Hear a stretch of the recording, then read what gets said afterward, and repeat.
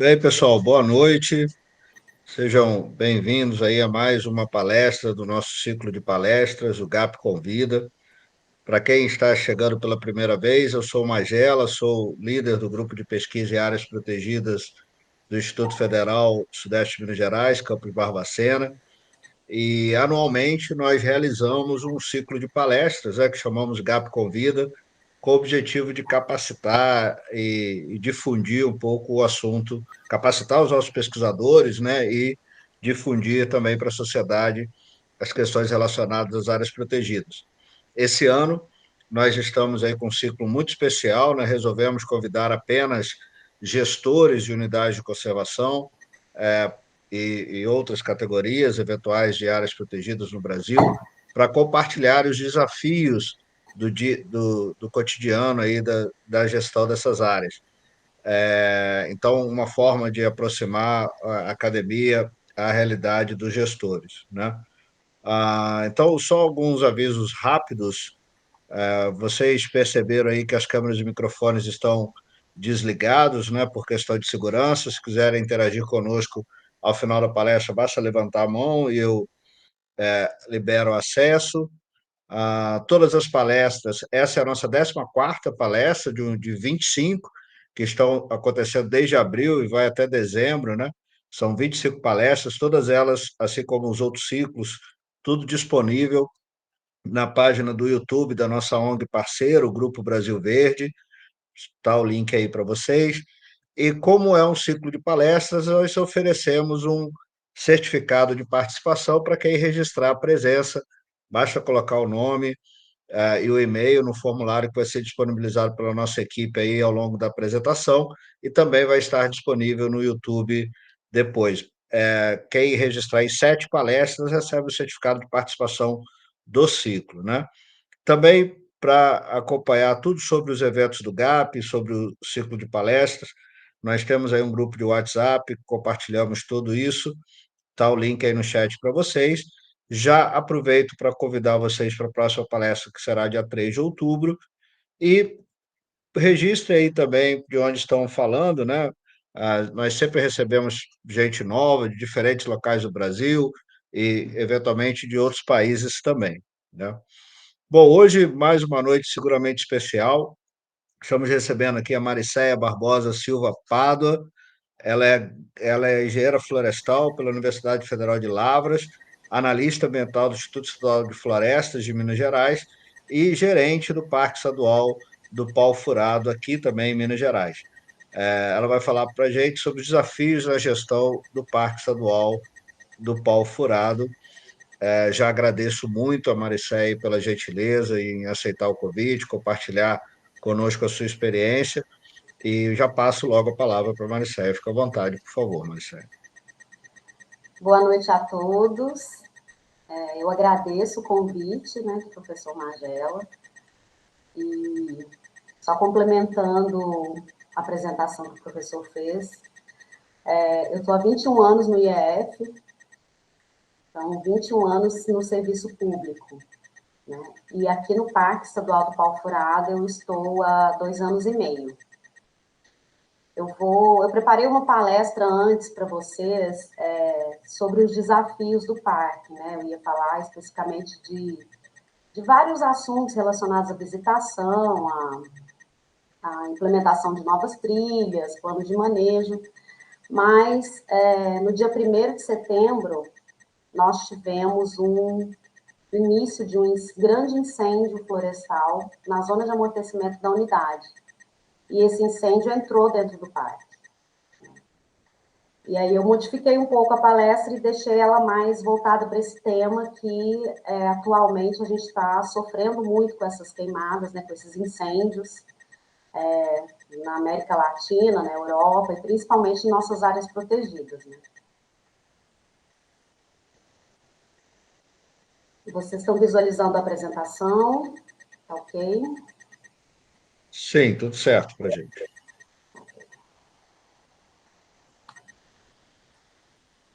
O Parque Estadual do Pau Furado, ele tem 2.186 hectares. Ele foi a primeira unidade de conservação de proteção integral criada no Triângulo Mineiro. Foi criado em janeiro de 2007 por uma compensação florestal no licenciamento ambiental da Capim Branco 1 e 2. Ele abrange os municípios de Araguari e Uberlândia e é dividido pelo Rio Araguari. O interessante nessa unidade é que ela está numa área de transição dos biomas Cerrado e Mata Atlântica, então é um ecótone, e a biodiversidade ali, ela é pujante, muitas espécies de aves que representam os dois biomas, e uma fitofisionomia, a maior porcentagem de sua fitofisionomia é da floresta excepcional semidecidual montana, que faz parte do bioma Mata Atlântica, apesar do maior território do parque estar dentro do bioma Cerrado. Então, essa curiosidade da transição de biomas é muito interessante, né? Ele tem um pedacinho só de cerrado, que fica no município de Araguari, é bem pequeno, cerca de 20% da unidade, e tem a fitofisionomia de cerrado estricto sensu, e um pedacinho de vereda, uma pontinha de vereda, nos limites do parque com uma propriedade rural. Nós recebemos visitantes, né? Recebemos somente na parte de Uberlândia, que é onde nós temos as estruturas para estar oferecendo uma comodidade para esses visitantes. São 7 atrativos. Dentre esses atrativos, os mais visitados são a Cachoeira do Marimbondo e a Prainha, que a gente chama de prainha porque ela fica na beirada do rio, nas margens do rio Araguari, e é o local mais adequado para balneabilidade, né? Hoje, nós contamos com um quadro de funcionários, com 9 funcionários. Para 2.186 hectares, é um desafio, né? Sendo que desses 9, somente 3 são funcionários operacionais, braçais mesmo, que fazem todo o serviço de manutenção de trilha, de reforma e manutenção de estradas, porteiras e cercas, além de receber visitantes. Todo ano, nós recebemos os brigadistas contratados. Esses brigadistas, eles trabalham somente no que é considerado legalmente período crítico, que são 4 meses. Esse ano está atípico, a gente vê que o período crítico, né, o período de estiagem, ele está mais longo, mas o nosso contrato com esses brigadistas, são 5 que eu recebi esse ano, ele termina em outubro. Então, se persistir, né, este período crítico, aqui na região, eu vou estar com 3 funcionários operacionais que também fizeram o curso de brigadista florestal, e eu, para cuidar de toda essa área dentro da unidade. O plano de manejo do Parque Estadual do Pau-Furado, ele foi elaborado em 2011 e publicado em 2012. Ele foi publicado nos moldes antigos do ICMBio, né, antigo IBAMA, e recentemente o ICMBio lançou um roteiro metodológico para tanto elaboração de planos de manejo, quanto para revisão. E esse ano nós iniciamos a revisão do plano de manejo do Parque Estadual do Pau-Furado, porque encontramos inúmeros atrativos turísticos e por outros motivos, como a zona de amortecimento, que no caso eu vou mostrar para vocês, ela é bem extensa. Aqui uma fotinho da sede da unidade, né? Essa parte é em Uberlândia, que é onde nós temos as estruturas para recebimento, visitantes. O Parque do Pau-Furado, ele está numa região da zona rural de Uberlândia, e ele leva o nome da região. E é uma curiosidade, né? Porque é relacionado com uma espécie florestal, que é a Copaífera Langsdorff, pau de óleo ou copaíba. E tem um relato histórico, né, da região, que conta que a região levou o nome de Pau Furado porque tinha uma antiga ponte de madeira que ligava Uberlândia ao município de Araguari. E era rota dos tropeiros, né? Que saíam de Minas Gerais, de São Paulo, passavam por Minas Gerais, iam para Goiás para levar gado ou trocar mercadorias. E eles passavam por essa ponte. E ao final dessa ponte tinha essa árvore de copaíba, que era furada, e eles tiravam dessa árvore o óleo para lubrificar o carro de boi. Até eu conhecer essa história, essa curiosidade da região, eu só sabia que o óleo da copaíba era usado para fins medicinais, eu não sabia que era usado também como lubrificante, né? Então, para mim, foi uma curiosidade saber dessa outra característica do óleo de copaíba. E assim foi chamada a região. E em homenagem à região, o parque recebeu o nome de Parque Estadual do Pau Furado.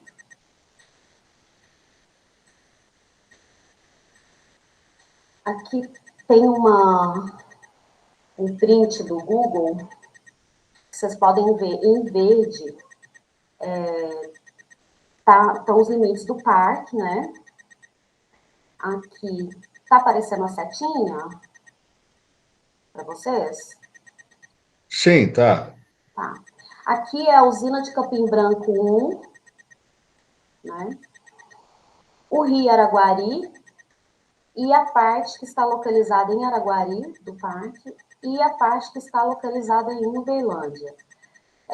Como o Triângulo Mineiro, ele é uma região muito próspera, né, com muitas áreas agricultáveis, é uma região mais plana, diferente aí do sul de Minas, né? Então, são fazendas extensas, e essas áreas que foram desapropriadas nessas duas partes do parque, elas têm áreas de recuperação, né, para serem feitas, que eram áreas utilizadas para gado, para pastoreio. Então, nós temos muita área com ocorrência de gramínea exótica invasora, tanto capim colonião quanto a braquiária. A zona de amortecimento está em amarelo. Vocês podem ver que ela alcança a zona urbana de Araguari, Araguari está aqui para cima, e a zona urbana de Uberlândia. Então, nós temos uma dificuldade enorme, um desafio, outro desafio, que é fazer gestão dessa zona de amortecimento. Então, na revisão do plano de manejo, a nossa proposta é reduzir essa zona de amortecimento e focar os nossos projetos nesses fragmentos florestais que estão aqui, né, nessa parte, tanto de Araguari quanto de Uberlândia, promovendo a conectividade desses fragmentos. E assim conseguir fazer uma gestão melhor da zona de amortecimento, né, que é muito conflituosa atualmente. Como eu falei para vocês, o Parque Estadual do Pau Furado, ele recebe visitação turística. Ele foi criado em 2007, mas só em 2014 que ele foi aberto à visitação. Eu cheguei em 2022, né? Pós-pandemia, com várias trilhas e atrativos sem manutenção. Então, foi um trabalho assim, árduo para a gente conseguir colocar a unidade novamente apta para receber visitantes. Né? Nós recebemos visitantes turísticos e nós recebemos as visitas institucionais de escolas municipais, do ensino fundamental e médio, e de universidades. Então, em 2023, a gente estava apto a receber esses visitantes, né? Com as trilhas estruturadas, com a identificação das trilhas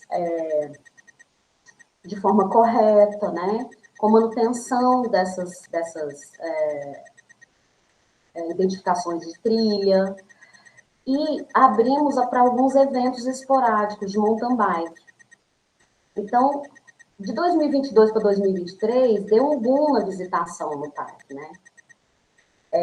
O que a gente conseguiu alcançar diversos locais aqui do Triângulo Mineiro que não tinham conhecimento da unidade. Então, a gente conseguiu, através de divulgação, através de alguns eventos, mídia televisiva, internet, está divulgando esses pontos turísticos e essas oportunidades de visitação no parque, tanto turística quanto institucional.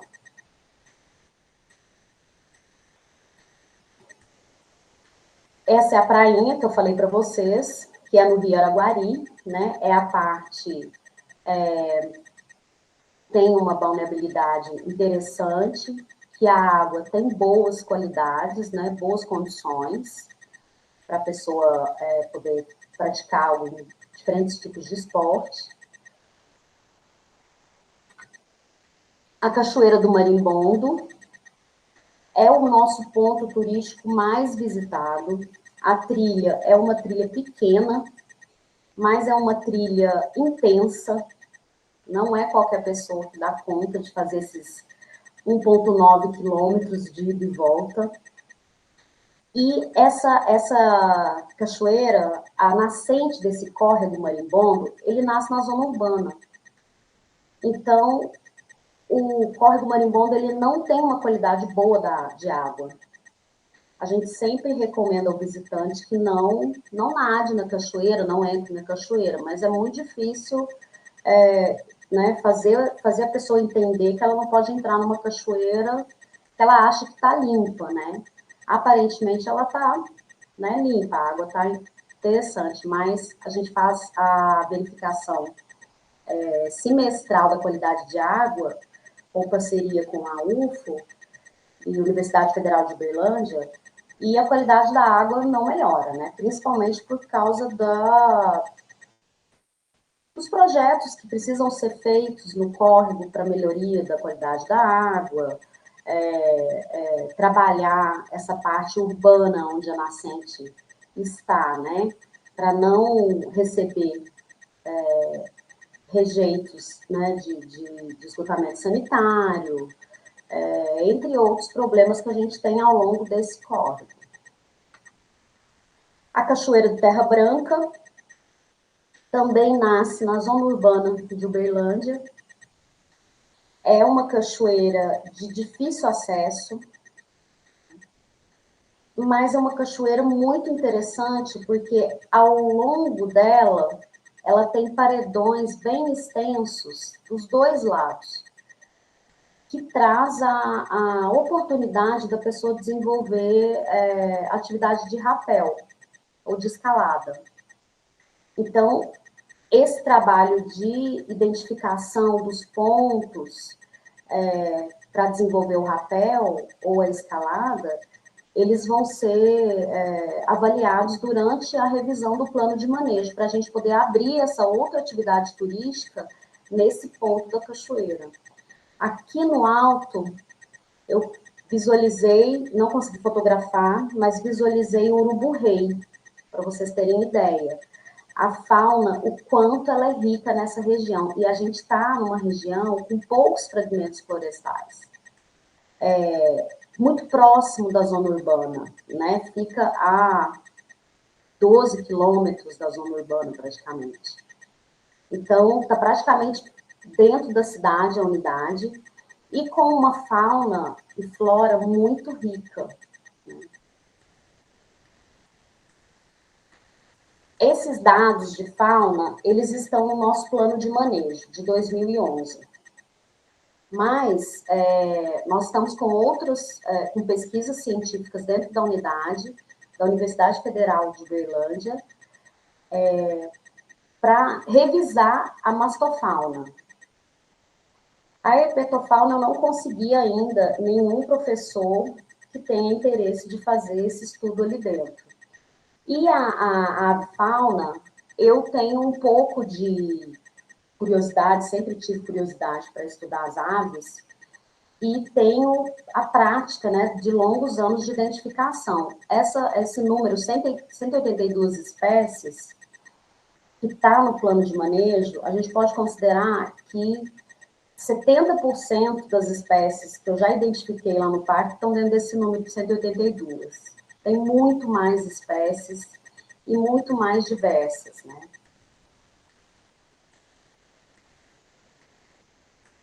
Aqui algumas, essas fotos são minhas, são tiradas na sede da unidade, exceto essa daqui, que foi tirada na beirada do Rio Araguari, na Bagaça. Mas esses animais, eles estão na sede, onde tem visitação, onde tem um fluxo de pessoas alto, né? E essas espécies estão ali com a gente, convivendo com a gente, e os visitantes, eles têm essa oportunidade de ver esses animais. Então, a atividade de avistamento de avifauna também é um potencial da unidade.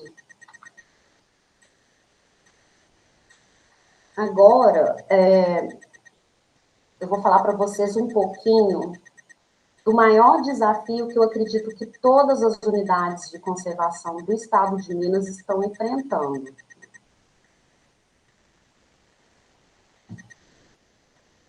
Em janeiro desse ano, foi publicado o Decreto 48.767.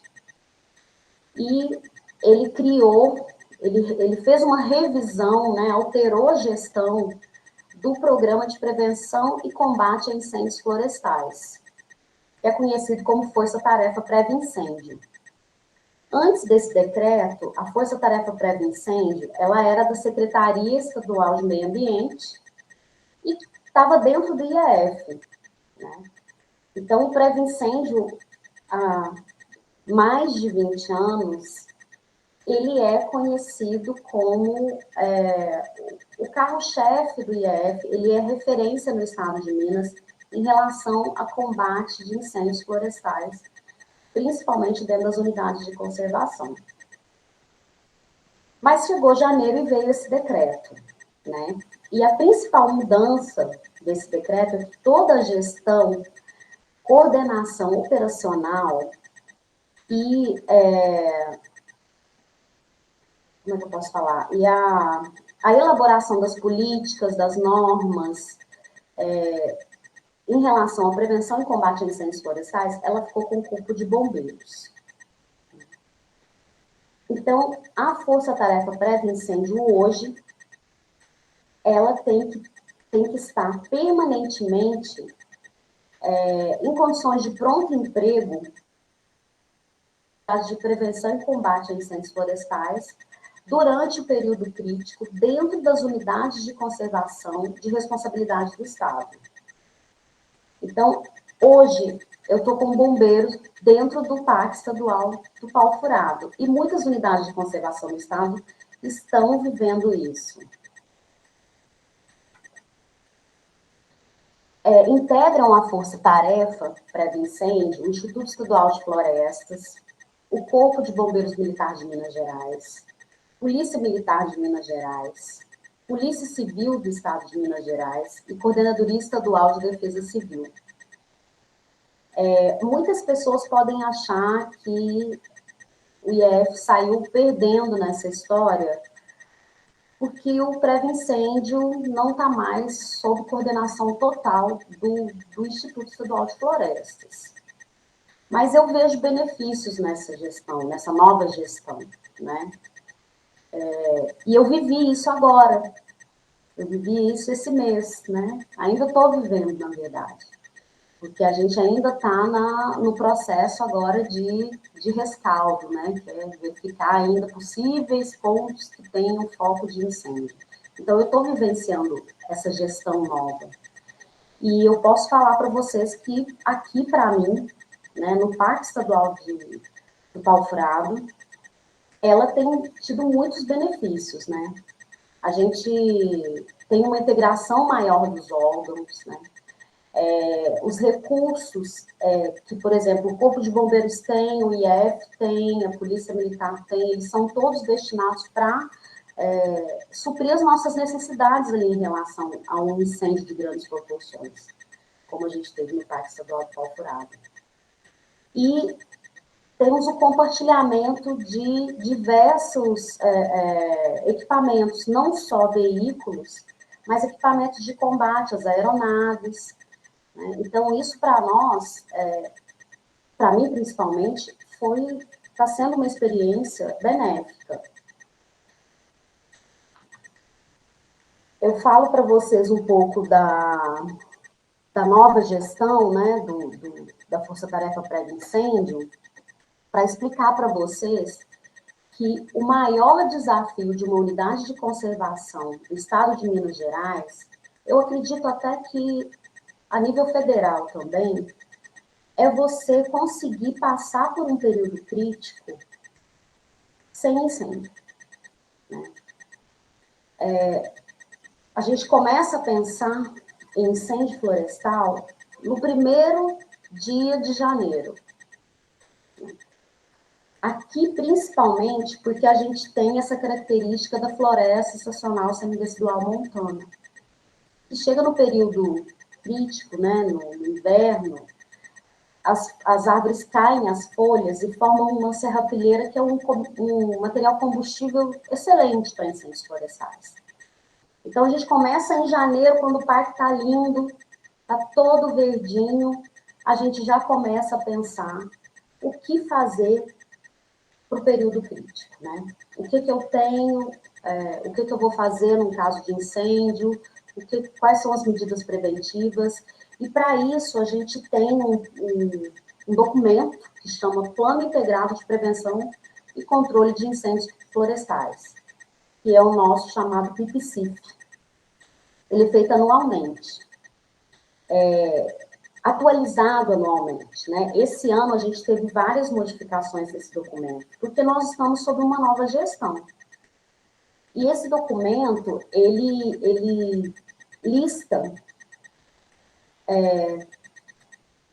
vou dar para vocês alguns exemplos. Ele lista, por exemplo, quantos funcionários eu tenho. Desses funcionários, quantos têm curso de brigadista florestal? Quantos equipamentos de combate eu tenho? A gente utiliza, principalmente nos combates do Parque Estadual do Pau Furado, bomba costal, mochila costal, soprador. Então, quantos que eu tenho? Eu tenho condições de enfrentar um incêndio florestal com esses equipamentos que eu tenho, ou eu preciso adquirir novos equipamentos, né? Então, tudo isso está no PIPCIF. Além dos dados que a gente tem, georreferenciados, de acessos, estradas, aceiros, nossos limites, nossos confrontantes, quantas porteiras eu tenho no parque, ou seja, quantos acessos eu tenho no parque. Eu tenho 9 porteiras, então eu ando com um mosquetão gigante, né, cheio de chaves, então eu tenho que estar, todos que trabalham comigo têm que ter um mosquetão com 9 chaves. Eu tenho que ter dados de quantos caminhões-pipa eu tenho na proximidade. Né? Tudo isso está no PIPCIF. Se eu solicitar uma aeronave como o helicóptero que vai, o Pegasus do IF, que vai pegar a água ali com o BAMB, né? Que é uma bolsa que pega a água direto na represa. Onde ele vai pegar essa água? Tem condições de ele pegar no rio? Tem condições de ele pegar na represa? Qual ponto ele vai pegar? Porque no incêndio florestal eu tenho que passar todos esses dados para o piloto e para o coordenador ali do incêndio, né, do combate ali dos incêndios, né, que tiver ali no parque. A gente está falando aqui muito em incêndio florestal, muita gente chama de queimada, né, mas tem uma diferença. O incêndio florestal, ele é fora do controle. E a queimada, ela é algo controlado. Então, tem muitas unidades que fazem hoje a queimada controlada, prescrita, para manejo, né? Como uma técnica preventiva de combate, né? Tem comunidades tradicionais que fazem o uso da queimada. A gente utiliza a queimada para fazer um acero, né? No caso de prevenção também. Então, fica para vocês a diferença entre incêndio florestal e queimada, né? O incêndio florestal é fora de controle e a queimada é um fogo controlado. Vou trazer para vocês alguns termos, né? Que a gente utiliza muito. tanto na prevenção quanto no combate, né, nos incêndios, que é o acero, por exemplo. O acero a gente faz de forma preventiva, é uma faixa sem vegetação, ela pode ser mecanizada, ela pode ser manual, ela pode ser com rebaixamento da vegetação, ou ela pode ser feita com fogo, com o uso do fogo, como eu acabei de falar para vocês. O acero ele é feito de forma preventiva, mas ele é feito também como forma de controle. O Parque Estadual do Pau Furado, ele foi praticamente quase todo acerado na parte de Uberlândia. E, no entanto, a gente teve a maior parte queimada nesse incêndio de setembro, foi Uberlândia, aonde estava cerado. Né? Depois eu vou contar para vocês como é que aconteceu esse incêndio dentro da unidade. A gente usa também como forma de prevenção o manejo integrado do fogo, que a gente chama de MIP, que é uma técnica preventiva com o uso do fogo, da queimada. Nós fizemos isso no Parque Estadual do Pau Furado em 2022. A gente conseguiu fazer um manejo integrado do fogo, da braquiária, principalmente, em 3,5 hectares. No caso do Parque Estadual do Pau Furado, a gente utiliza em áreas com gramínea exótica invasora para diminuir o material combustível. Mas tem unidade de conservação que, ao longo dos anos, percebeu que algumas espécies vegetais estavam diminuindo a sua população, estavam diminuindo a sua área, né, de ocorrência. E perceberam que essas espécies elas eram dependentes do fogo. Então, são espécies que, para quebra de dormência, precisa passar o fogo. Em sua maioria, né, são espécies de cerrado, do bioma cerrado. E aí, algumas unidades de conservação começaram a utilizar o manejo integrado do fogo para a conservação dessas espécies, né, que são dependentes do fogo. Outra forma de prevenção que nós temos é a brigada florestal. É essencial para a prevenção.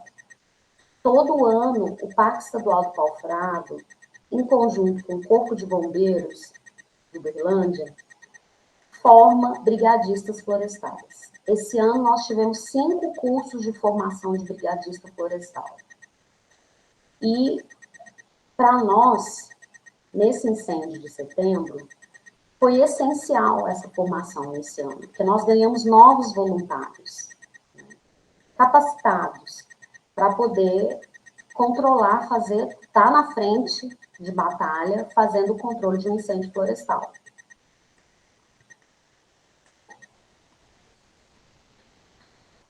Como eu falei para vocês, o objetivo do BIPSIF é planejar as ações de prevenção, né? E a gente também coloca nesse documento um tipo de simulação no caso de um incêndio florestal. Aqui, em laranja, são áreas de risco para nós. Então, a gente delimitou nos dados georreferenciados da unidade que constam dentro do PIPSIF, a gente identificou áreas que são de risco. Por quê? Porque são áreas de invasão de pescadores, caçadores, aglomerado de chácaras. Aqui passa uma rodovia asfaltada. Então, isso aumenta o risco de ter um incêndio florestal. Principalmente essa faixa que é próxima à represa, que é uma área que também tem muita visitação, né? Tem bares, tem restaurantes. Então, as pessoas vêm aos finais de semana, e tem chácaras também, as pessoas vêm passar o final de semana, bebem, né? Voltam fumando um cigarro, jogam uma bituca de cigarro aqui. Em vermelho, a gente tem as áreas que queimaram, né, dentro da unidade. Eu não coloquei nessa figura, eu não coloquei a área queimada esse ano. Mas vocês vão ver que a área queimada em outros anos, a gente tem dados desde 2013, um histórico de incêndios, e aqui a gente tem uma sobreposição de 2015, 2017, 2018, 2019, 2021. Essa mesma área pegou fogo. Porque a rodovia passa aqui, né?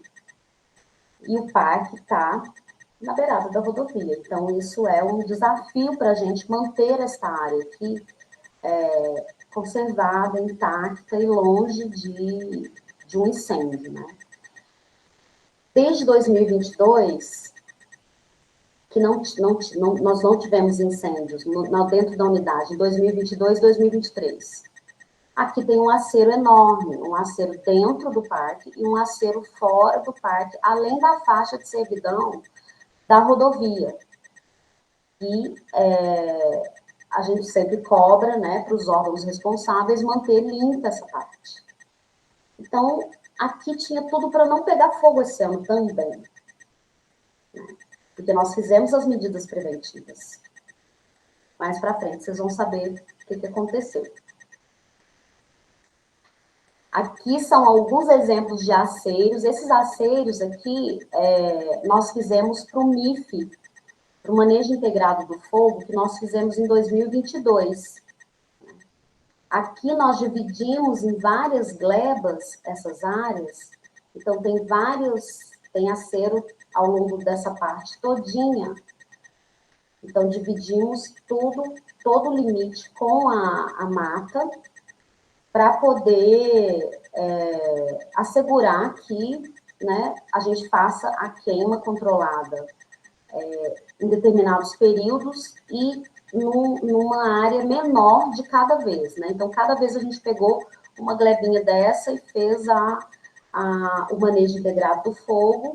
Em determinados horários, a gente cumpre, né, os horários certos, a gente faz um planejamento sobre esse manejo, né, com antecedência, verifica vento, verifica umidade, né, realiza os aceros, levanta os equipamentos e equipe que vai trabalhar ali, e faz a logística do dia, né? Então, no dia, a gente decidiu que a gente ia queimar duas glebas na parte da manhã e as outras duas após as 4 horas da tarde, principalmente por causa do comportamento do vento. Eu não sei se dá para vocês verem bem nessa foto aqui abaixo, o nosso manejo ele foi feito em agosto de 2022. A gente estava com uma condição climática bem diferente desse ano. Então, a gente vê poucas manchas cinzas de mata decidual aqui dentro da unidade, né? Então, são poucas manchinhas que a gente consegue ver. Esse ano, era julho, já estava praticamente todo cinza o parque. A umidade caiu muito rápido, né? O período crítico chegou com tudo mesmo. A gente costumava realizar queimas prescritas, cursos, né? Todo curso de brigadista nosso, a gente faz essas queimas, faz essa simulação de incêndio em pequenas áreas, 1.000 metros quadrados, 2.000 metros quadrados, para que as pessoas, os alunos, consigam utilizar o equipamento, né? Ter na prática ali a utilização dos equipamentos. Esse ano, a gente não conseguiu, dentro da unidade, realizar essa parte prática do mês de julho para frente. A gente teve que fazer em outras áreas fora do parque por causa do risco que estava e por causa das condições climáticas, né, desse ano. Algumas fotos do MIF, né, que a gente executou. Essa aqui sou eu com o pinga-fogo, que é uma ferramenta utilizada para colocar fogo, né, nessas queimadas controladas. Olha para vocês verem a altura que a labareda chegou. E a massa de vegetação aqui da gramínea, ela nem estava tão alta, mas a altura da labareda, você vê que a braquiária ela forma uma outra massa aqui embaixo dela, que acumula combustível por anos e anos, né?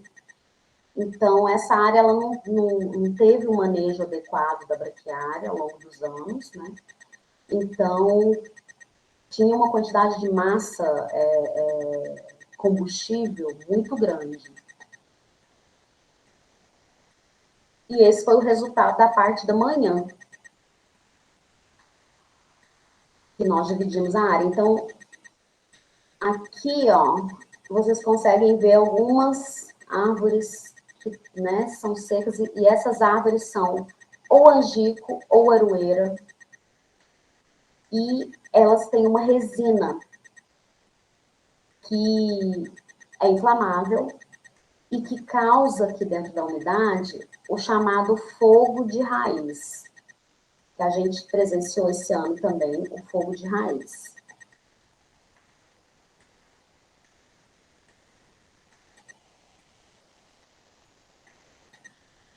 Aqui um exemplo da formação dos brigadistas, né? A gente forma todo ano, ou é o corpo de bombeiros que faz a formação, ou eram os militares da Comave, que são os pilotos de aeronaves.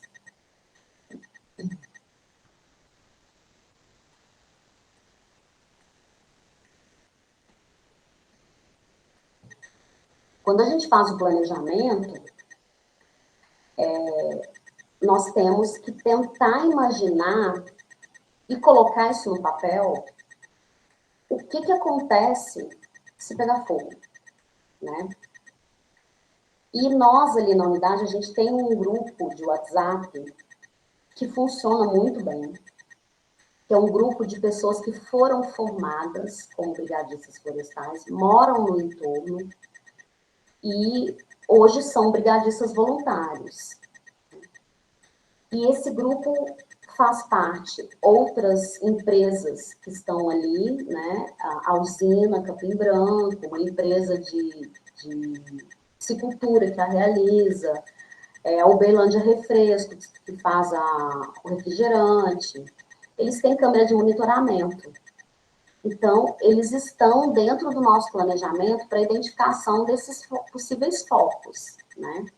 Então, nós utilizamos como forma de identificação do foco essas câmeras de monitoramento, o monitoramento via satélite, que vem da sala de situação em Belo Horizonte, eles ficam monitorando via satélite em tempo integral, no período crítico, desses grupos de WhatsApp que a gente tem e de denúncias.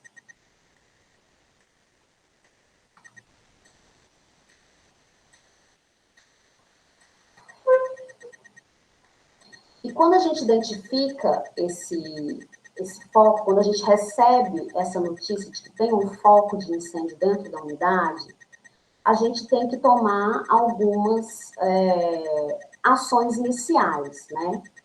A primeira dela é verificar se de fato o foco está dentro da unidade ou está na zona de amortecimento. E aí a equipe se desloca para verificação, né? Pega a coordenada geográfica, informa a gerência do parque e, estando dentro da zona de amortecimento ou dentro da unidade, o gestor da unidade ele tem que informar o corpo de bombeiros. Essa equipe que se desloca para esse foco inicial, ela pode conseguir debelar esse foco inicial no primeiro dia. Então, se ela chegou, ela chegou nos primeiros momentos ali do foco, ela conseguiu verificar que o foco é um foco que, né, não está colocando em risco a unidade, não precisa acionar, por exemplo, uma viatura do Corpo de Bombeiros para se deslocar, que eles dão conta do combate e realizam esse combate.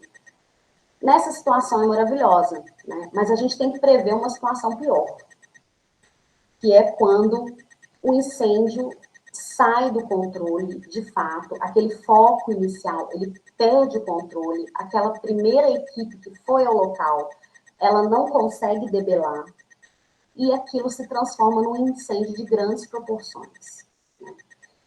Quando acontece isso, a gente tem algumas regras a seguir, né? Essa equipe informa a gerência do parque informa o corpo de bombeiros e ao mesmo tempo que informa o corpo de bombeiros, ela faz uma informação à sala de situação do prévio incêndio, do IEF.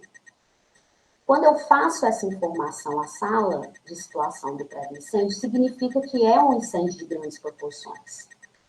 E que eu vou precisar de uma aeronave, eu vou precisar de alimentação para os voluntários, para quem estiver trabalhando no local, eu vou precisar acionar outros entes que fazem parte da atual Força-Tarefa Prévio-Incêndio para estarem dentro ali da unidade, atuando, né, no combate ao incêndio.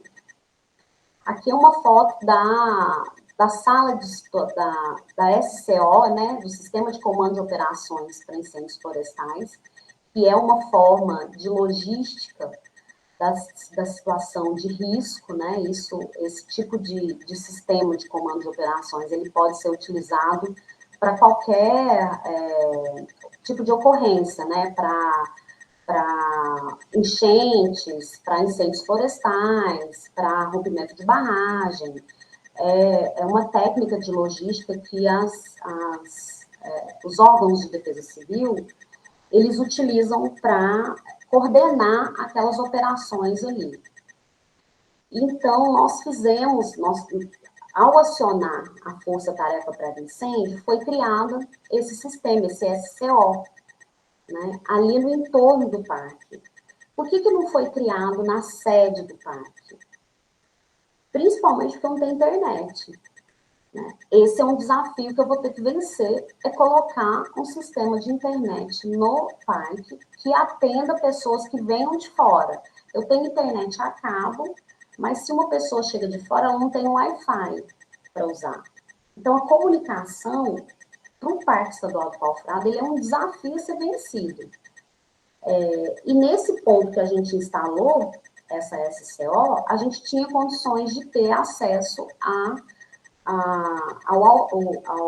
internet da escola, por exemplo, e da capela que fica ao lado também.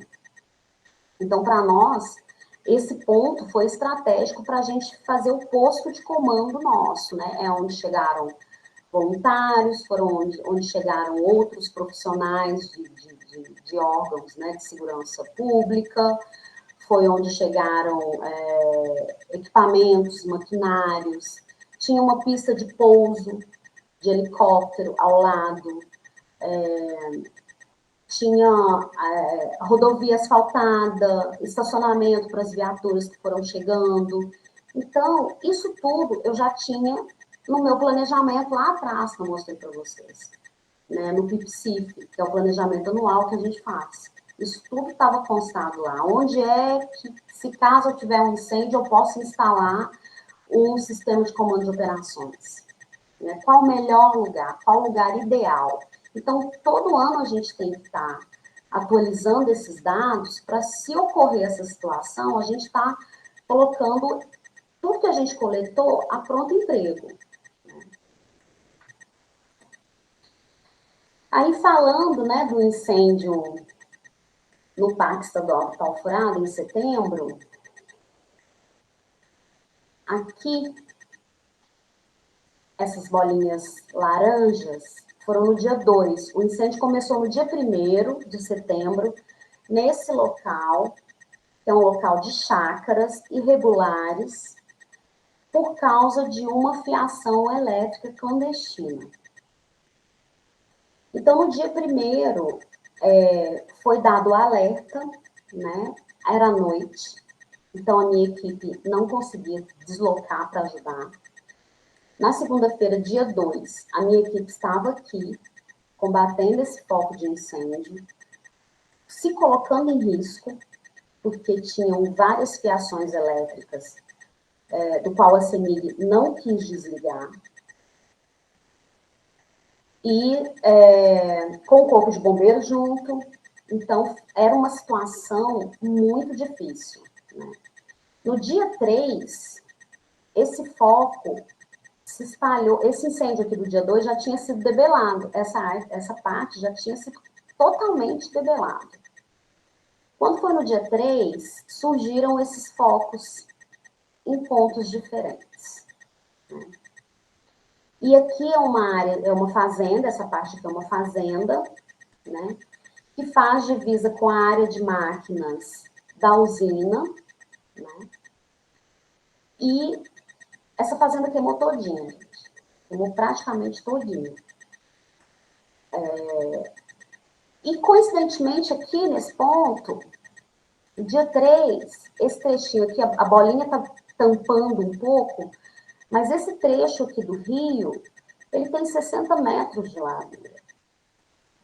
Então, disseram que pulou daqui para cá. Mas nós descobrimos que aqui já estava debelado, né? Os focos estão muito longe. E começou um foco aqui e outro aqui. Aqui dentro do parque, aqui na propriedade vizinha ao parque. Tudo isso no dia 3, né? Aí no dia 3 você vê a evolução desses focos aqui para o dia 4 para tomar uma proporção enorme, né?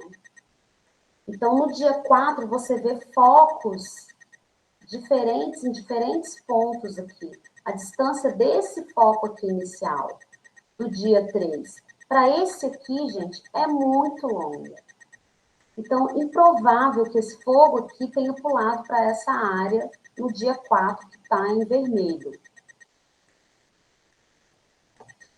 Isso identifica, essas imagens elas foram coletadas pelo Corpo de Bombeiros, né, num aplicativo que eles têm, e comprova que o incêndio ele não pulou para dentro do parque. Ele já foi criminoso na fazenda, na zona de amortecimento aqui, porque eram ligações clandestinas, né? Mas quando ele entrou dentro do parque, não foi por causa desse foco. Foi uma outra pessoa, um outro, né, indivíduo que entrou aqui no parque e colocou fogo nesse ponto e nesse ponto. Nesse ponto ainda você pode pensar, um fazendeiro estava querendo queimar a palhada, que é muito comum isso acontecer nas fazendas do entorno. Aí ele estava querendo queimar a palhada para não estragar o maquinário, ou ele queria renovar o pasto e colocou fogo, ou estava queimando lixo, alguma coisa assim, né? Ok, tá fora do parque. Mas esse aqui não, a pessoa tinha que entrar dentro do parque, tinha que caminhar bastante e tinha que colocar fogo nessa parte, né? E as características da perícia que foi feita, até a direção do vento no dia, né, dava para ver que o incêndio ele não pulou o rio, ele foi de fato, ele se originou dentro da unidade. Aí, como eu falei para vocês, o foco ele foi identificado no dia 1º, né, aqui, nessa parte aqui. O combate inicial dos brigadistas do IEF, do Parque Estadual do Pau Furado, começou no dia 2. No dia 3, o primeiro foco foi identificado aqui dentro da unidade, dentro do parque. No dia 5, foi aberto o SCO. E aí vieram outros órgãos de segurança pública para trabalhar com a gente, né? Defesa Civil Estadual, Defesa Civil Municipal,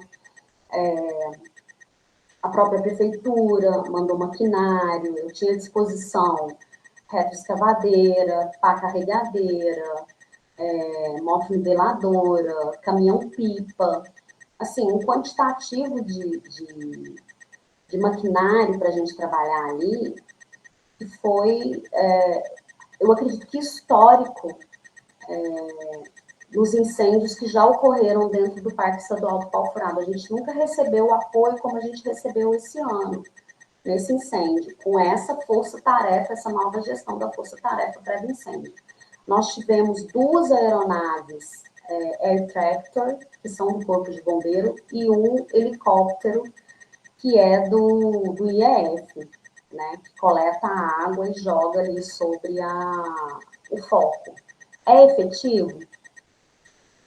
Em alguns casos, sim, mas o parque ele tem uma característica interessante que tem muitas grotas.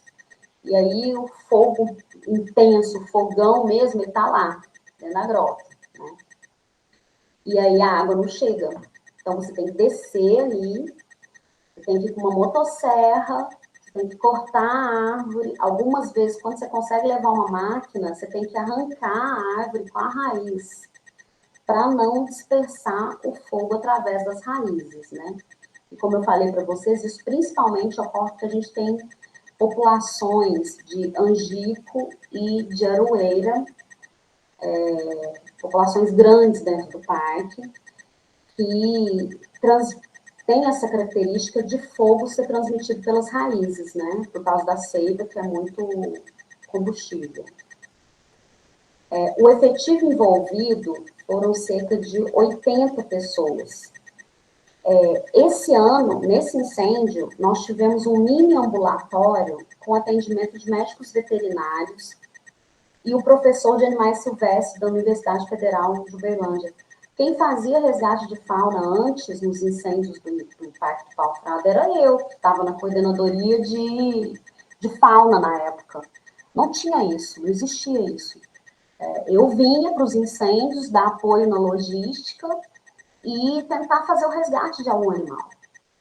Esse ano nós tivemos um ambulatório, chegou a ter 15 alunos ali, residentes, trabalhando no resgate de animais silvestres. E foram resgatados muitos animais com vida, né? Eu não sei se vocês acompanham a TV aberta, mas eu cheguei a receber até em grupo de Telegram o vídeo de um mico. É um miquinho, um sagui, que foi resgatado numa área já queimada do Parque Estadual do Pau Furado. Esse vídeo do miquinho no colo do bombeiro, ele rodou Jornal Nacional, Globo Rural, grupos de WhatsApp, grupos de Telegram, Instagram, rodou o Brasil inteiro, né? Então, assim, a gente nunca teve essa mobilização que nós tivemos esse ano. Eu não queria que esse incêndio tivesse acontecido, ninguém quer, né, que isso aconteça, mas em muitos momentos ali, eu fiquei realmente emocionada com a solidariedade que nós tivemos esse ano. Principalmente, eu acredito, que porque o Corpo de Bombeiros e a Defesa Civil, e a Polícia de Meio Ambiente, e a Polícia Civil estavam ali junto com a gente, por força de um decreto, né? Mas estavam com a gente, empenhados em exercer da melhor forma o seu trabalho. A sala de situação, a SCO, ela foi desmobilizada no dia 13/9. Tem um pouco de diferença no sistema de logística operacional que é a SCO, da sala de situação, né? A SCO ela é formada diante da ocorrência ali de um incêndio de grandes proporções. Ela é formada quando se inicia, né, quando se detecta que aquilo saiu mesmo, de fato, do controle e que você precisa de mais pessoas ali para atuarem, né, mais órgãos e mais pessoas para atuarem. A sala de situação, ela é aberta no pré-incêndio IF no primeiro dia do período crítico, né?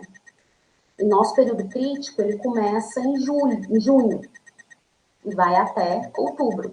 Então, a sala de situação, ela fica aberta de junho até outubro. E a gente tem que estar conversando com ela. Então, são muitos locais que eu tenho que estar ali dando satisfação, levando informações, a gente coleta os dados diários, cada dia a gente tem um efetivo novo, um veículo novo que chega, o helicóptero que sai vai para outro ponto, mas aí vem um helicóptero, a gente recebeu um helicóptero da LD um dia, LD Celulose, que é uma empresa, né, de celulose aqui no Triângulo Mineiro. Então, cada dia a gente tem que estar mandando para a sala de situação o meu efetivo, os veículos empregados, os órgãos que estão trabalhando ali, né, para eles terem informação. E a área queimada, se a gente conseguir levantar, né, porque nem sempre dá para a gente conseguir levantar. Às vezes, teve dias que eu cheguei na SCO, né, ali que foi na escola da Tenda, do Moreno, que é uma comunidade próxima ao parque. Eu cheguei, era 4h30 da manhã. Eu fui sair, eram 10 horas da noite. Então, a gente tem um trabalho, assim, que é estressante, que é de uma dedicação extrema ali, né? Durante o período que está com incêndio dentro da unidade. E o gestor da unidade, por mais que ele tenha capacidade de ir para frente de trabalho ali, para o fogo ali, para poder combater, nem sempre ele pode ir. E isso frustra um pouco a gente, né? Eu queria ir apagar fogo, né? Eu queria acompanhar a máquina, subir na máquina para abrir acero, para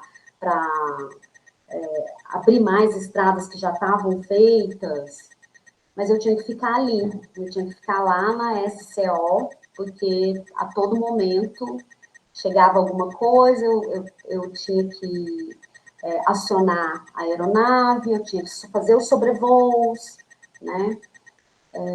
Então, nem sempre o gerente pode estar ali no combate. Eu consegui estar no combate quando a gente inteirou mais ou menos 11 dias de incêndio. Foi que eu consegui, de fato, ir ali para o combate e sair um pouco da parte logística, né? E tá vendo, assim, de perto. É muito diferente quando você sobrevoa uma área queimada, mas quando você tá lá dentro, é outro sentimento, né? Porque você vê animais queimados, você vê as árvores que tombaram porque queimaram a sua base. Então, você tá dentro da área queimada ali, dói mais, assim, sabe? Pelo menos em mim, doeu mais eu entrar ali na área queimada do que fazer o sobrevoo. A partir do dia 13, nós começamos o rescaldo, porque a SCO foi desmobilizada, porque de fato não tinha fogo, né? Se alastrando. Tinham pequenos focos. Então, tinha um toco de aroeira que vai queimar ali por 2 meses, né? E ele está ali ainda, a gente tem que monitorar ele. Algum fogo de raiz que eu precisei levar a máquina ali, puxar essa árvore toda, tirar ela dali com a raiz, tentar cortar e tentar combater ali aquele foco para a raiz não levar para outro ponto. E isso a gente está fazendo até hoje, né? A gente percorre as áreas queimadas dentro da unidade na parte da manhã e na parte da tarde a gente vai fazer o que nós chamamos de rescaldo. E o rescaldo você pode fazer com água, você pode fazer cortando a árvore, né, tirando ela de uma área de risco, porque a gente tem algumas situações em que isso acontece muito, como eu vou repetir para vocês, é repetitivo, mas é porque a característica do parque é principalmente essa, né? Cai uma aroeira ou um angico porque pegou fogo na base. E são árvores enormes. E a parte que pegou fogo, ela queima o cerne e fica queimando. Mas ela está dentro da área queimada, a área que já pegou fogo. Só que a copa da árvore está numa área que não pegou fogo. E o que eu tenho que fazer? Se ela não for tão robusta, eu consigo cortar a parte que está queimando, tirar essa parte que está queimando e deixá-la na parte queimada já longe da parte que não queimou, com uma motosserra, maravilha. Se eu tenho uma máquina para puxar essa árvore para a área queimada, tirar ela totalmente da área que não queimou, maravilha. Nem sempre eu tive isso, hoje eu não tenho isso. O que a gente faz? Se eu for jogar água, eu vou jogar água numa árvore, eu vou jogar 5 caminhões-pipa de 10 mil litros e não vai apagar o fogo, né? Então a gente joga terra. A gente enche aquele cerne que já queimou com terra, porque você tira o oxigênio. Aí você fica só na brasa e fica monitorando aquilo, né? E esse monitoramento que a gente vai fazer, que a gente está fazendo, ele vai se estender aí até a hora que começar a chover de verdade, né? Que tiver uma chuva robusta de vários dias. Aí a gente pode sossegar. Enquanto não tiver uma chuva com vários dias e uma chuva robusta, a gente vai ficar monitorando, né? O incêndio, ele durou 16 dias, né? A área queimada total foram 882 hectares e a área queimada do parque foram 248 hectares. Então, a área em vermelho é a área dentro do parque, são esses 200 e poucos hectares. E toda essa área em amarelo, laranja, é a área do entorno do parque, da zona de amortecimento, são propriedades vizinhas, né? Essa daqui é uma propriedade, é uma fazenda grande, e aqui, ó, essa parte verdinha aqui, é a reserva da usina Capim Branco, né? Que queimou toda. E o que aconteceu aqui? Aqui toda a parte elétrica deles foi queimada, a parte de rede de internet foi queimada. Então, as comunidades que estão aqui, as fazendas, sede do parque, que estão para cá, elas ficaram sem luz por 10 dias. Elas ficaram sem água por uns 10 dias. Então, vocês veem o transtorno que é um incêndio florestal de forma criminosa para uma região, né? Aqui são várias chácaras que contribuem com o turismo, né? Tem restaurantes e tudo. Você imagina 10 dias sem água, sem luz. Né? Como que um restaurante funciona? Não funciona. Nós, pelo menos, conseguimos caminhão-pipa com água potável para eles, né? Para pelo menos eles terem o que beber. Mas é um transtorno muito grande o incêndio florestal. E eu encerro, né, essa palestra que acho que meu maior desafio na unidade daqui para frente é reconstruir, levantar as áreas que nós vamos recuperar, tentar quantificar, né, os prejuízos de cercas, né, prejuízos de estruturas que nós tivemos, que são principalmente cercas e porteiras, e deixo alguns registros para vocês. Isso aqui é um Maroeira, se não me engano, que as pessoas, os meninos meus brigadistas, esse funcionário meu, está tentando apagar com água. Pessoal, só um minutinho, que estão tocando aqui, vocês me desculpem, um minutinho só.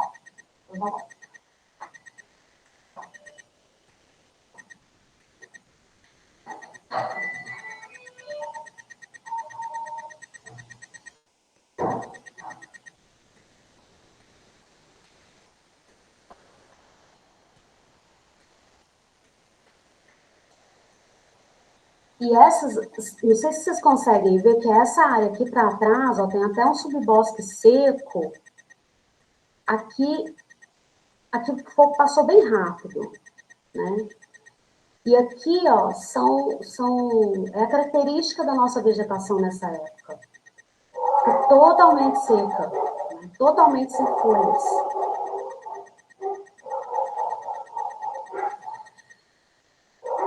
Aqui é muito triste para a gente, por exemplo, ver, né, uma máquina entrar e ter que arrancar uma árvore toda com a raiz, né? Porque a gente estava arrancando uma árvore toda com a raiz, porque aqui, ó, subindo o morro, isso aqui é fogo de raiz, ó. Só que a raiz fica em brasa. E aí ela faz todo esse desenho aqui, todo esse desenho em branco, você vê na subida dos morros que tem na unidade, você vê que queimou toda a raiz. Aqui são aroeiras, ó, aqui ao fundo. Então você vê que não tem folha nenhuma, só tem os frutinhos de aroeira pendurados aqui na copa. E essas duas últimas imagens foram tiradas quando o fogo entrou dentro da unidade, né? Então você vê a altura das labaredas, né? É muito triste a gente ver o quanto que consome rápido, né? A vegetação ali, que tem um material combustível muito forte. Mas nós vamos reconstruir, né? O nosso propósito é esse. E o que eu pude ver durante esse período é que nós temos muitos parceiros, né? Nós temos muitas pessoas que estão ainda me procurando, querendo reconstruir a unidade, com ideias, com propostas de projetos, e nós estamos sempre abertos para estar recebendo pesquisas em relação a áreas já queimadas, né? Comportamento do fogo ali na área queimada, a recuperação dessas áreas, né? Todo o comportamento da fauna que foi afetada, né? Que perdeu o seu hábitat. Então, eu falo para vocês, a gente passa por uns momentos difíceis, né? Momentos complicados, mas nós temos que tirar sempre algo de bom nisso tudo. E o que eu tive de bom nesse incêndio, que foi o meu primeiro na minha gestão, né? Espero que seja o último, é que nós podemos contar com parceiros muito bons para a reconstrução da unidade. Meu muito obrigada a vocês. O parque hoje ele está fechado, mas eu acredito que em breve nós vamos reabrir. E eu convido vocês a fazermos uma visita, a conhecer aqui a nossa região, conhecer essa característica da unidade e ver que nós temos um pedacinho de Mata Atlântica aqui também.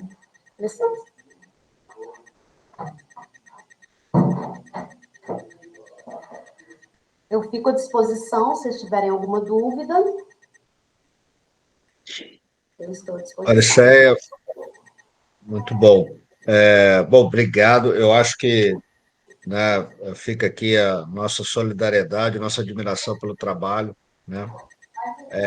Sei que você enfrentou aí esse incêndio, os colegas do EF já tinham me comentado isso.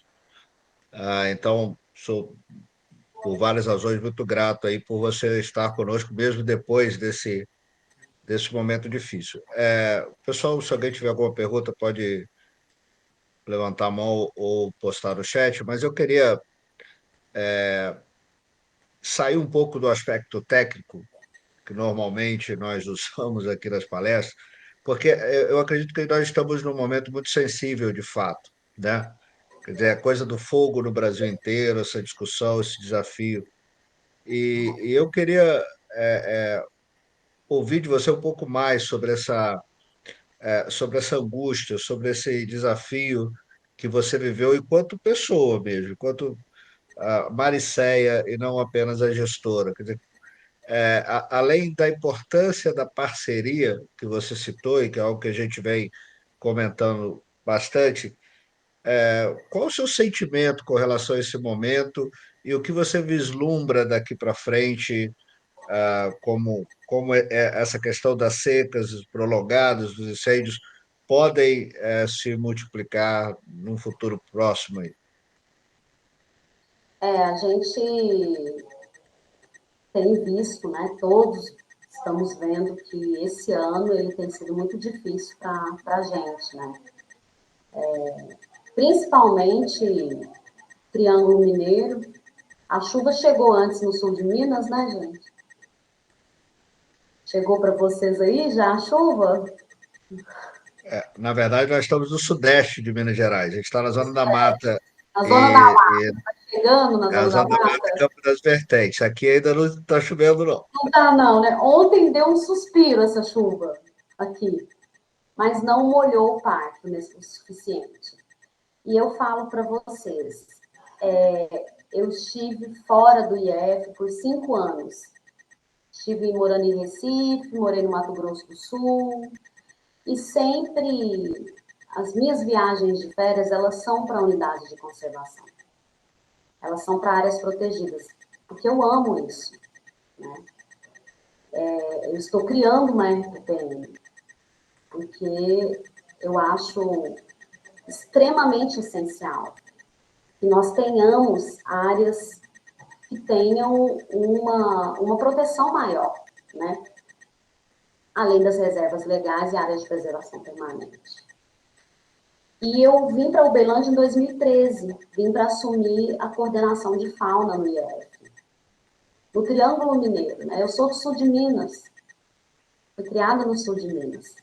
Cheguei aqui no Triângulo Mineiro, assim, decepcionada, porque não tem mato, né? Os fragmentos são distantes um do outro, a gente quase não via bicho. Eu achava isso. Eu vim com esse espírito. Nossa, o Triângulo Mineiro não tem bicho, não tem mato, não tem nada. E eu me surpreendi com o Triângulo Mineiro. E com a fauna que tem aqui na nossa região, né?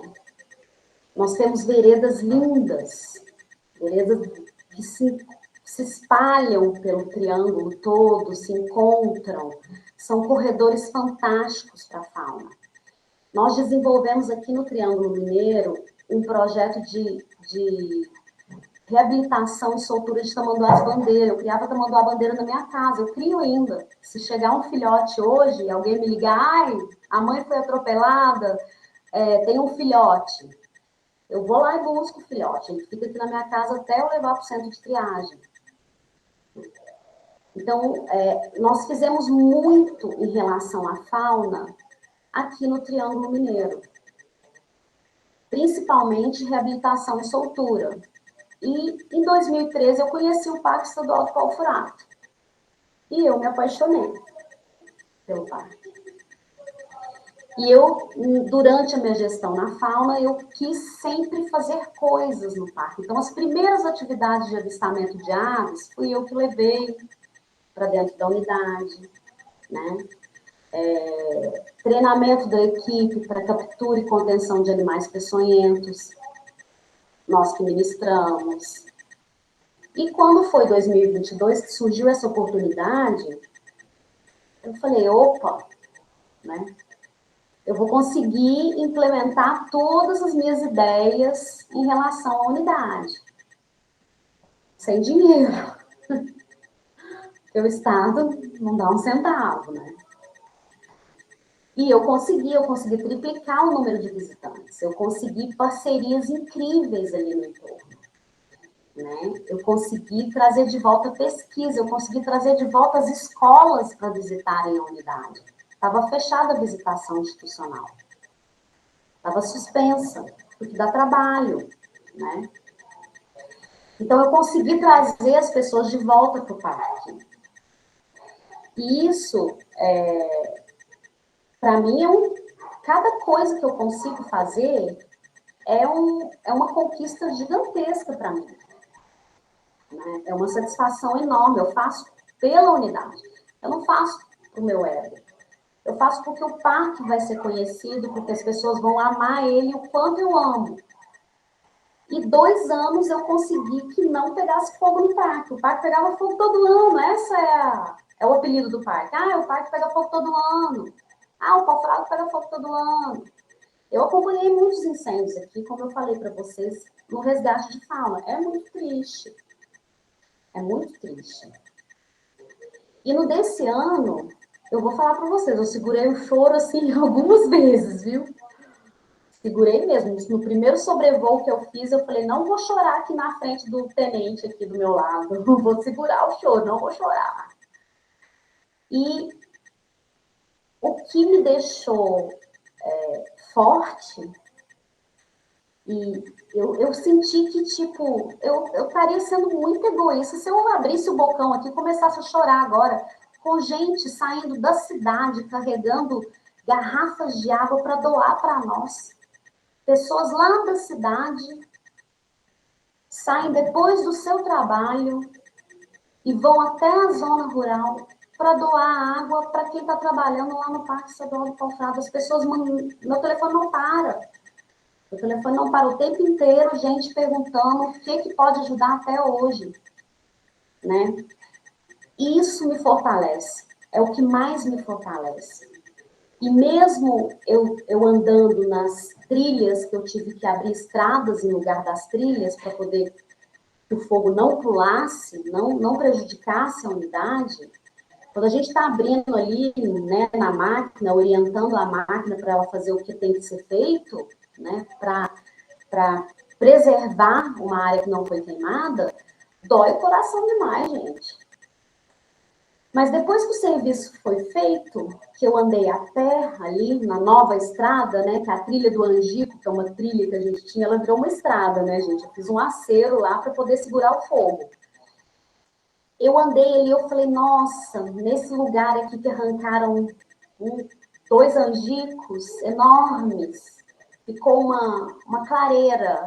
Eu falei, nossa, nesse lugar eu posso fazer um ponto de descanso para o visitante que desceu até a prainha. É uma trilha de 9 quilômetros e de volta. É uma trilha pesada. Não tem nenhum ponto de descanso, né? Eu comecei a ver essas coisas. Eu comecei a ver que naquela parte destruída, o que eu podia tirar de bom daquilo, né?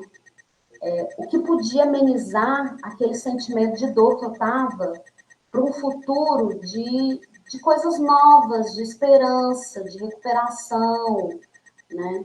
Nós vamos tentar replicar o projeto Tamanduasas dentro do Parque do Pau Frato, como ele está sendo feito lá no Parque Nacional da Serra do Cipó. O projeto Tamanduasas chegou lá na Serra do Cipó, o viveiro móvel, né? Então, nós vamos conseguir fazer isso dentro do parque, né? É isso que eu tenho que pensar. É esse pensamento de renascimento, de reconstrução, que eu tenho que alimentar em mim, né? Diante de toda essa tristeza das primeiras imagens e impressões que eu tive. E assim a gente segue, e tem que animar a equipe também, viu? Porque a equipe fica desolada, e eu sempre ali buscando força para estar fortalecendo eles também, falando, não, nós vamos fazer isso, gente, nós vamos conseguir fazer isso, nós vamos conseguir fazer aquilo outro, né? Tenho ideias mirabolantes, às vezes eles acham, nossa, a minha gerente aqui tem cada ideia, né? Da onde que ela vai conseguir recurso para reconstruir isso? Vou conseguir, já consegui outras vezes e vou conseguir novamente. Né?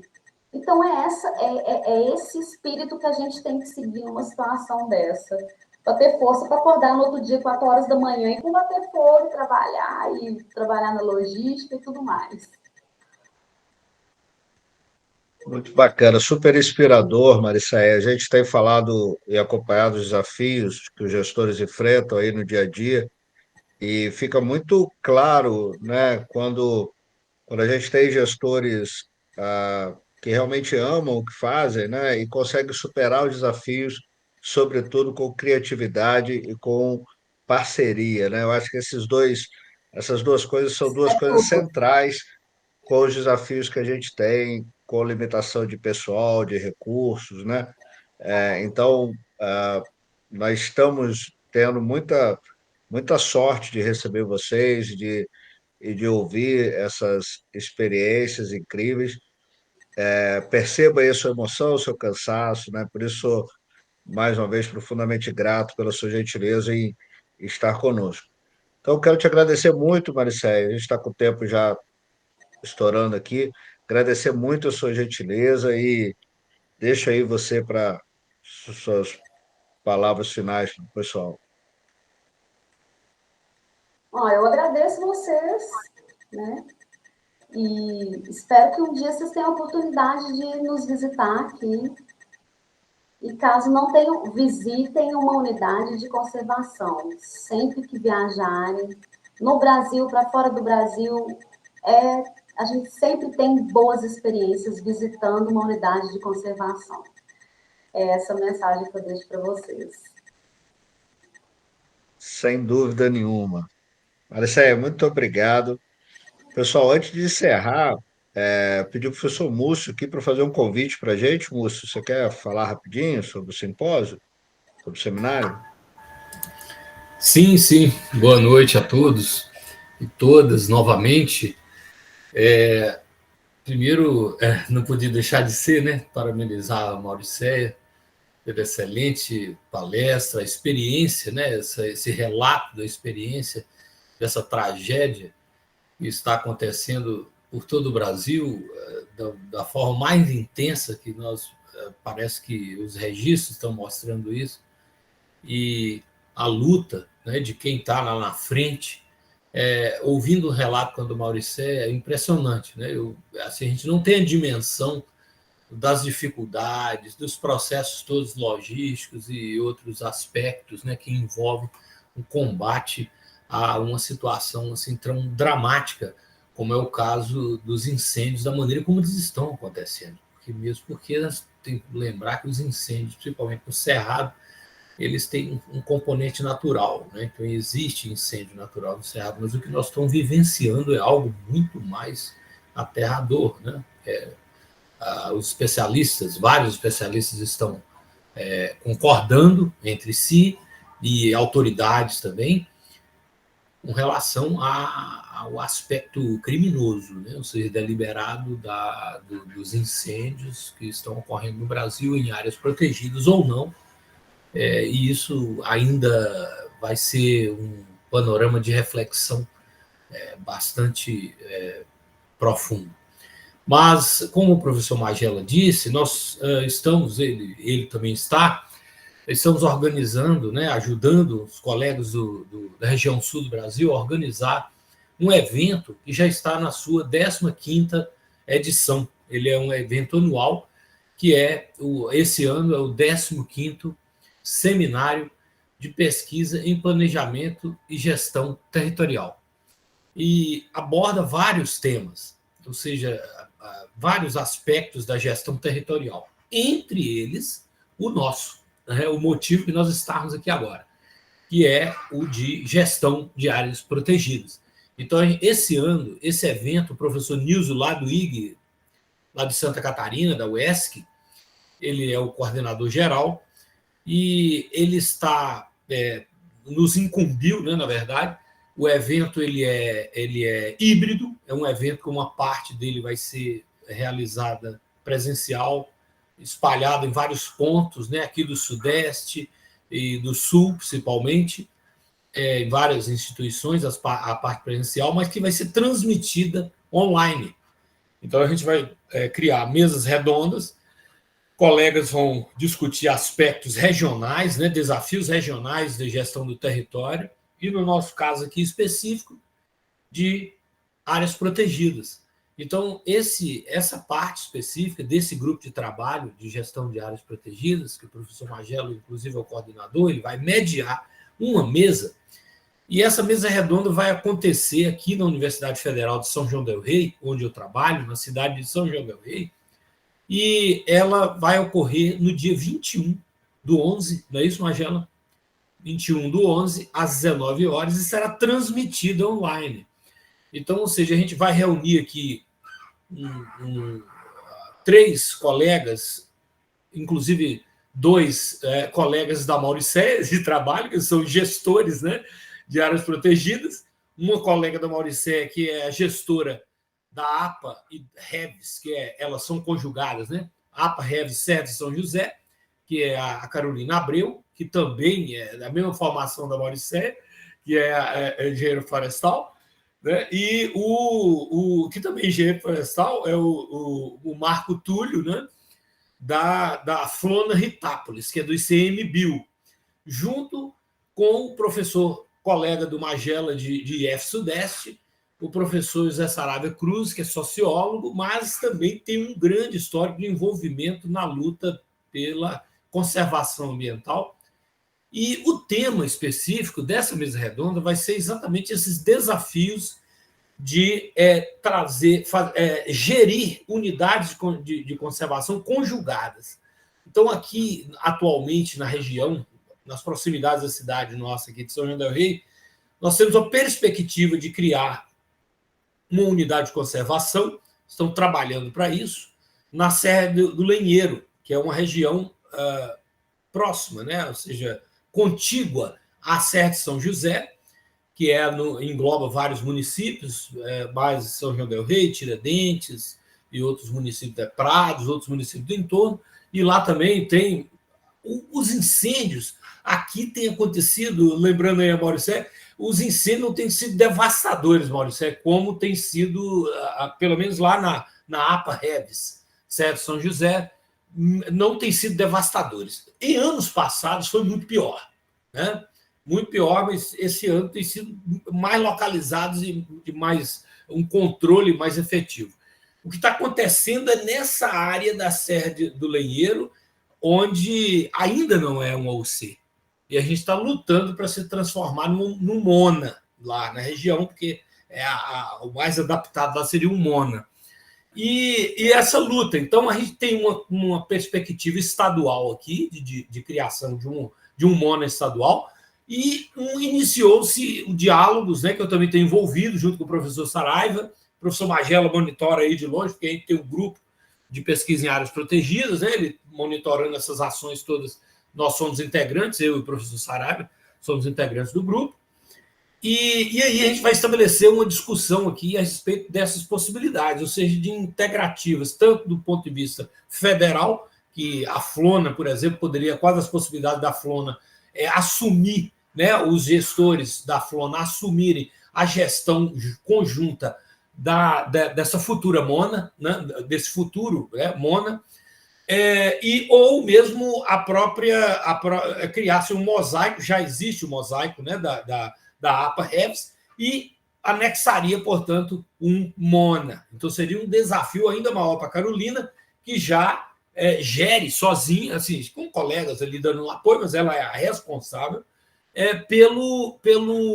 pela APA Reves. E aí incluiria. Então, esse projeto já está na Assembleia Legislativa de Minas Gerais, essa tramitação desse projeto de lei, vamos ver o que vai acontecer, né? Se vai para frente ou não. O fato é que há essa luta. E os dois colegas gestores vão discutir conosco, junto com o Saraiva, que está envolvido no movimento de criação da unidade lá aqui da Serra do Lenheiro, essas possibilidades. Então, a gente vê que é uma tendência atual, né, a importância de criação de áreas protegidas. A gente sabe disso. Serviços ecossistêmicos é o que mais se conhece, né? Serviços ambientais, etc. Então, há todo um contexto, né, de importância cada vez maior das áreas protegidas. Porém, tem um outro aspecto que tem surgido. Então, no caso da Mauricé, por exemplo, que está no comando de uma única unidade, começa a abrir a perspectiva de gestores trabalharem com mais de uma unidade. Então, como é que é isso? Quais são esses desafios? Como é que isso poderia ser operacionalizado? As diferenças entre o sistema do ICMBio com o sistema do IEF, por exemplo. Então, tentar discutir isso, ou seja, fazer com que esses dois sistemas conversem, dialoguem. Qual seria a melhor saída? Então, esses aspectos são muito importantes. Então, não é só criar a unidade de conservação, mas trazer para dentro uma conversa, né, um diálogo a respeito, né, uma reflexão a respeito dos desafios de gerir de forma conjunta. E a Carolina, por exemplo, vai nos dar essa experiência dela, já que ela gere, né, duas unidades, inclusive superpostas, né, territorialmente superpostas, né, com a experiência de uma APA com uma Reves dentro, né, da APA, né? Então, ela lá tem vários desafios que ela enfrenta diariamente, né? E a gente vê que... E ela, inclusive, isso é interessante, Maurício, é que a Carolina, hoje, ela está... Eu estou nesse projeto junto com ela lá, e outros colegas também, e muitos pós-graduandos, alunos de graduação, a gente conseguiu um financiamento do ICMBio via compensação da Vale. Então, a Vale tem compensado, né, as suas ações na mineração através do SECAV e tem que envolver o quê? Cavernas, que, ao meu ver, na sua unidade de conservação, pode haver.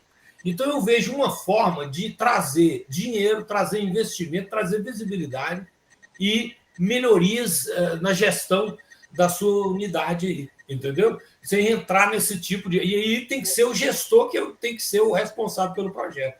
E assim está sendo com Carolina, uma experiência altamente enriquecedora para ela. Ela está dizendo para ele, desafiadora, mas enriquecedora.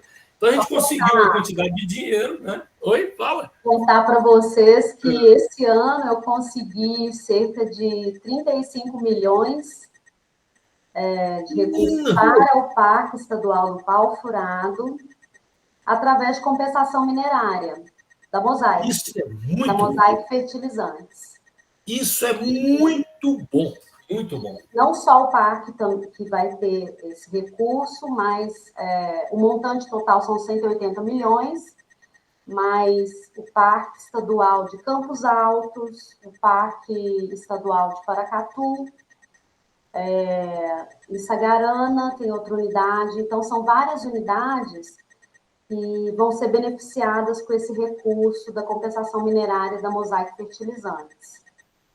Então, isso é muito importante. Então, a gente tem, inclusive, nas conversas aqui do grupo, junto com o Magela, a gente tem visto, por exemplo, que internacionalmente a IUCN já está fazendo essa conversa, né? Esse diálogo, e criando métodos, resoluções e manuais, etc., de como trabalhar a questão da mineração, né? A Vale tem experiência lá no norte, né, da Carajás, a Floresta Nacional, como trabalhar isso, né? Ou seja, que a mineração possa compensar ambientalmente através da proteção. Então, a gente vai criar essa mesa redonda e dia 21/11 a gente vai transmitir isso com esses 3 colegas, né? O professor Saraiva, do IF Sudeste de Minas Gerais, a Carolina, que é do IEF, e o Marco, que é do ICMBio. A gente vai fazer essa discussão, o professor Magela aí vai moderar, e a gente vai transmitir isso online. E o evento é importante que, caso você tenha algo escrito, os colegas aí, os seus parceiros, né, e todos que estejam ouvindo aqui nesse momento e quiserem inscrever trabalho, isso vai ser muito bem-vindo. Ainda temos um prazo aí para isso. Então, há perspectiva de publicação disso na revista A4, né, do programa de pós-graduação nosso aqui da UFSJ, de Geografia. Nós temos uma revista, Território Terran, A4, 15 artigos serão selecionados para publicar lá, e também um e-book, que provavelmente sai no ano seguinte, em 2025. Então, a gente tem essa perspectiva de enriquecer essa discussão da gestão de unidades de conservação ou mesmo de áreas protegidas no sentido mais amplo. Esperamos encontrá-los, né, nesse evento que será transmitido online, terá outras atividades online também. Então, era isso o meu recado. Conto com vocês. A gente pode postar aqui, Magela, um link, né? Era importante. Já coloquei, já coloquei. Lá, né? Ótimo, perfeitamente. Obrigado, Múcio. Então está aí o link. Esse primeiro link que eu postei é o link do seminário, o seminário de planejamento, de pesquisa em planejamento e gestão territorial. Vai ser a 15ª edição. Na verdade, o evento é de 19 a 21 de novembro. Como nós estamos tentando levar as discussões para as áreas protegidas para os vários fóruns, quero também dizer que nós vamos estar no Congresso de Ecologia do Brasil, que vai ocorrer em outubro, em São Lourenço, entre os dias 13 e 17, também coloquei o site aí. Nós vamos ter a mesa redonda também sobre áreas protegidas, com o nosso grupo presente lá, palestra, um monte de coisas também relacionadas às áreas protegidas. E fica aí o convite para o nosso curso de campo, já tradicional, 22 anos de curso, a 31ª edição, ou 32ª edição, já nem lembro, é tanto curso que ocorre todo ano em janeiro, na segunda quinzena de janeiro, que a gente chama Expedição Mata Atlântica. Quem quiser mais informações, temos algumas últimas vagas ainda para a edição do ano que vem. Infelizmente, já estamos com a turma muito boa, montada, mas temos ainda possibilidade de receber mais algumas pessoas.